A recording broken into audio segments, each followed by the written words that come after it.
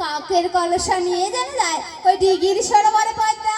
দিদি ওরা দুজনে দিঘির সরোবরে যাবে, এটা নেই বুঝলাম। দিঘির সরোবরে গিয়ে এমন কি হবে গো দিদি?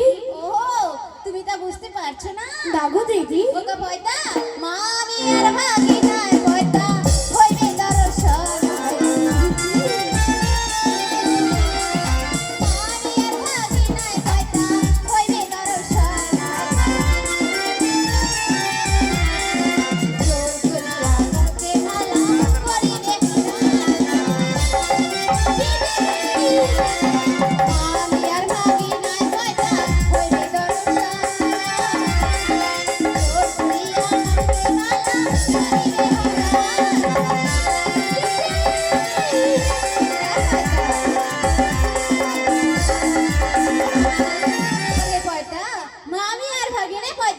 হইবে দর্শন আর জোর করিয়া মামিকে বলা করিবে হরণ। দিদি এক নারী হয়ে আইনের সমাজ করে যাচ্ছ, তোমার কি এতটুকু লজ্জা করছে না?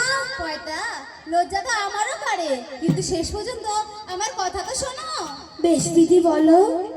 পয়দা শুনিবে চম্পকের লোক